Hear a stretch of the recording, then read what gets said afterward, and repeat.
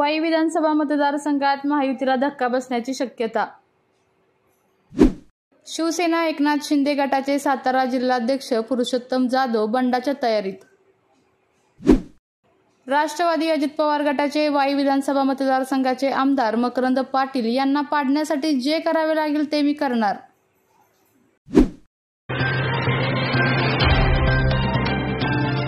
विधानसभा निवडणुकीची घोषणा झाल्यानंतर आता वाई विधानसभा मतदारसंघातील वातावरण चांगलंच तापलं आहे।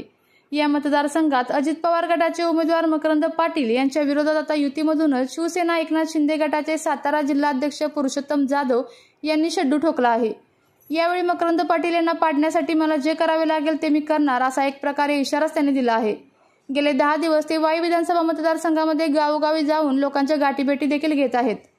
त्यामुळे या निवडणुकीला पक्षाने उमेदवारी दिली नाही तर मी निवडणूक लढवणार अशा प्रकारची भूमिका पुरुषोत्तम जाधव यांनी घेतली आहे। याबाबत बोलत असताना ते म्हणाले, गेले 20 वर्षे महायुतीबरोबर काम करत आहेत। जेव्हापासून मुख्यमंत्री शिवसेना पक्षातून बाहेर गेले तेव्हापासून मी त्यांच्याबरोबर काम करत आहे। मला त्यावेळीपासून त्यांनी पक्षबांधणी करण्यासाठी सुरुवात करा असा आदेश दिला होता। तेव्हापासून मी पक्षबांधणी केलेली आहे आणि आता अचानक ज्यांच्या विरोधात आम्ही संघर्ष केला ते स्वतःच आमच्याकडून बसले असतील तर ते आम्हाला युतीच्या पदाधिकाऱ्यांना मान्य नाही। त्यामुळे जर मला उद्या अपक्ष काढावं लागलं तर मी लढणार। मी गेले 10 दिवसापासून जनसंवाद यात्रा काढून मतदारसंघातील गावोगाव फिरलो आहे। या गावांमध्ये सध्याच्या आमदाराबद्दल असलेला आक्रोश पाहिला आहे। सर्व पद स्वतःच्याच घरात पाहिजेत ही जी त्यांची भावना आहे, त्यामुळे ज्यांच्या जवळचे कार्यकर्ते सुद्धा आता नाराज आहेत। स्वतःच्याच घरात सर्व पद असल्यामुळे सर्वसामान्य कार्यकर्ते आहेत की मेले असा प्रश्न आता सगळ्यांना पडायला लागला आहे। रामराजे नाईक निंबाळकर आमच्या शहराच्या तालुक्यात आहेत। ते माझ्या गुरु समान आहेत। मी त्यांना विनंती करेन त्यांनी या निवडणुकीत माझ्याबद्दल विचार करावा। त्याच पद्धतीने मागील निवडणुकीत भाजपचे असलेले उमेदवार मदन भोसले हे सुद्धा मला मोठ्या भावाप्रमाणे आहेत। मागच्या निवडणुकीत मी देवेंद्र फडणवीस यांचा ऐकून माझा अर्ज काढला होता। आता यावेळी त्यांनी माझा विचार करावा। विचारधारा बदलणारा मी नाही, परंतु खंडाळा तालुक्याच्या विकासासाठी जे करायला लागेल ते मी करेन। या आमदारांना मला पाडायचे असेल तर मी सर्वांची मदत घेऊन रणांगणात उतरणार। मी बाळासाहेबांचा शिवसैनिक आहे। मी जर लोकसभा अपक्ष लढू शकतो तर मी विधानसभेला काय प्रॉब्लेम। तुमच्या सगळ्यांच्या जीवावर तुम्ही माझे घराणे आहात। सर्वसामान्य कुटुंब माझे घराणे आहे आणि ही घराणी काही आपल्याला चालवावी लागेल आता, बरोबर आहे। सर्वसामान्यांच्या वतीने जर मी उद्या रिंगणात आलो तर मला काही बाकीचं बघायचं नाही। का बरं? या जिल्ह्यामध्ये दुसरं कोणी नाहीये का? आमदार मीच, खासदारकी माझ्याच घरात, कारखान्याचा चेअरमन मीच, 2-2 जिल्हा बँकेचं चेअरमन मीच, मलाच मंत्रीपद पाहिजे, मीच आमदार, मीच सरपंच, मीच बाजार समितीवर चाललंय काय? अरे लोक मिली काय कार्यकर्ते आहेत का नाही जिल्ह्यामध्ये? विचार करण्याची वेळ आली सर्वसामान्यांना की हे काय चाललंय। आणि म्हणून मला युवराज भाऊ, मी हिंदुत्ववादीच कार्यकर्ता आहे पण अन्याला वाचा फोडणारा कार्यकर्ता आहे। त्यामुळे उद्या काय होईल हे मला माहिती नाही। मी सेनेच्या माध्यमातून तिकीट मागतोय। माननीय मुख्यमंत्र्यांनी मला जेव्हा त्यांनी अन्यायाला वाचा फोडायची म्हणून ते गुवाहाटीला गेले। आघाडी सरकारमध्ये मंत्रीच होते पण त्यांना कुठेतरी खटकलं, हिंदुत्वाची कास आहे म्हणूनच ते गेले।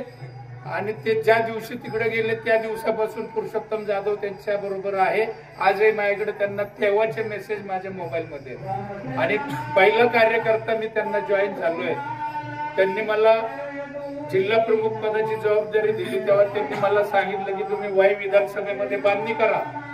हे पहा, मी गेली 20 वर्ष या महायुती बरोबर काम करतोय। मी 2 लोकसभा लढलेलो आहे साताऱ्याच्या आणि 2 विधानसभा वाई विधानसभेच्या लढलेलो आहे। त्यामुळं जेव्हा माननीय मुख्यमंत्र्यांनी आघाडी बरोबर बाहेर गेले त्या दिवसापासून मी त्यांच्या बरोबर काम करतोय। त्यांनी मला नवीन पक्ष म्हणून जिल्हा प्रमुख पदाची जबाबदारी दिली त्या दिवसापासून मी या जिल्ह्यामध्ये पक्षाची बांधणी केली आहे।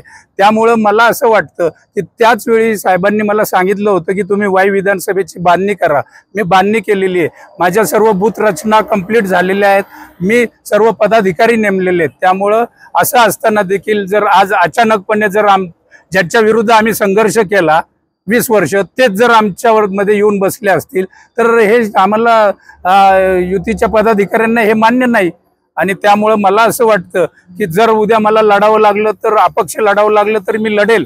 आणि मी जनसंवाद यात्रा काढली. 10 दिवस झालं मी तिन्ही तालुक्यामध्ये गाव टू गाव फिरलो आणि त्या ठिकाणी गेल्यानंतर सर्वसामान्य जनतेचा आक्रोश मी पाहिला आहे की कुठलाही निधी साहेबांनी आणला, मुख्यमंत्री साहेबांनी दिला तरी देखील यांनी कधी आमदारांनी साहेबांचं नाव देखील फलकावरती टाकलेलं नाही. त्यामुळे तो एक असंतोष आहेच. परंतु सगळ्या सत्ता फक्त आम्हालाच पाहिजेत, आमच्याच घरात पाहिजेत, हे सौरातीपणाची जे त्यांनी वागणूक या जिल्ह्याला दाखवली, त्यामुळं त्यांच्या जवळचे कार्यकर्ते देखील नाराज आहेत.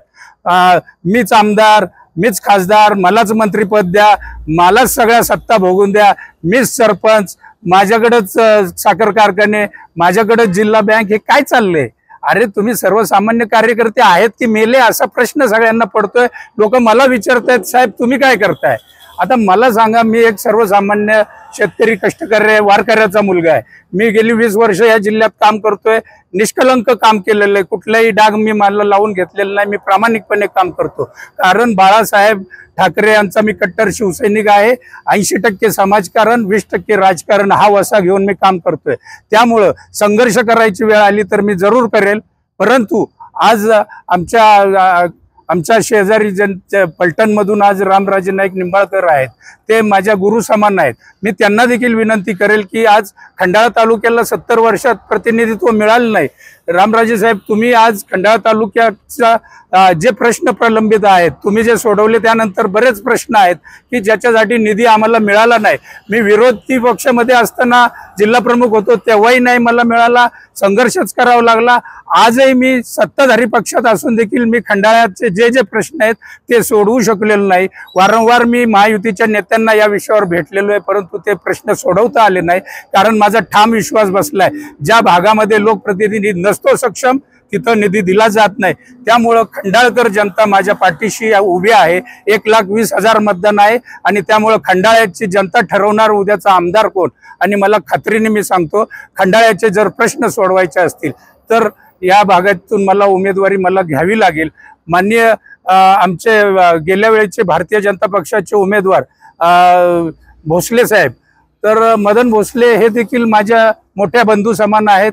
त्यांचं देखील काम मी गेल्या वेळी केलेलं आहे. ते काम करताना त्यांनी त्यावेळेचे मुख्यमंत्री देवेंद्र फडणवीस यांच्या माध्यमातून त्यांनी मला फोन केला, माझा मी फॉर्म भरलेला मला काढायला लावला. मी त्यांचं ऐकलेलं आहे. मी वेळोवेळी युतीच्या नेत्यांचं ऐकून थांबलोय, परंतु यावेळी त्यांनी माझा विचार केला पाहिजे, अन्यथा मला रणांगणामध्ये उतरावं लागेल. जसं पैठणमध्ये संजीवराजे असतील किंवा दीपक चव्हाणांनी तुतारी हातात घेतली, तसं वेळ पडली तर तुतारी हातात घेणार? मी बघतो, खरं तर विचारधारा बदलणारा मी नाहीये, परंतु आज खंडाळा तालुक्यासाठी मला काहीही करावं लागलं तर मी करेल. आणि या आमदारांना जर मला पाडायचं असेल तर मी सर्वांची मदत घेईल आणि मी रणांगणात उतरणार. आपल्या तालुक्यातील जिल्ह्यातील बातम्या सर्वप्रथम पाहण्यासाठी आजच सातारा न्यूजला YouTube चॅनलवर सबस्क्राईब करा, लाईक करा, शेअर करा आणि बेल आयकॉन प्रेस करायला विसरू नका.